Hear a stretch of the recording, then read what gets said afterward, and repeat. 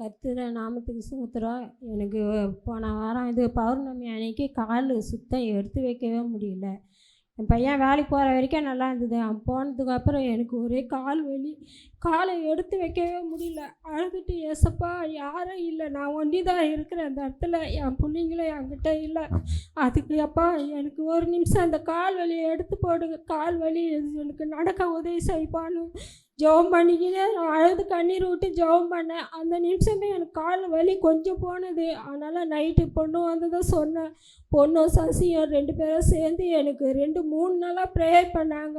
Prayer பண்ணும்போது எனக்கு நேற்று ரொம்ப ஒரு மாதிரி கேராகவே இருந்தது. எங்கள் பொண்ணுக்கிட்ட சொன்னேன், ஒரு கேராக இருக்குது பாப்பா, என்னன்னு தெரியல அப்படின்னு.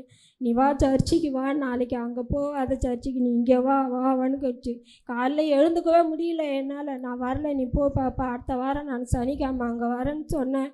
ஆனாலும் திடீர்னு என்னான்னு தெரில, எழுந்துருன்னுட்டு எழுப்பி ஆண்டவர் என்னை இந்த இடத்துல கொண்டுன்னு வந்து ஒரு சாட்சியாக நிறுத்துங்க. எவ்வளோ சாட்சி என் வாழ்க்கையில் இருக்குது. ஆனால் அதை சொன்னால் ரொம்ப நேரம் ஆகும். அதை நான் அப்புறமா சொல்கிறேன். அதுக்காக கொடான கோடி நன்றி. இப்போ ஆண்டவர் எனக்கு ஒரு விடுதலை கொடுத்ததுக்காக.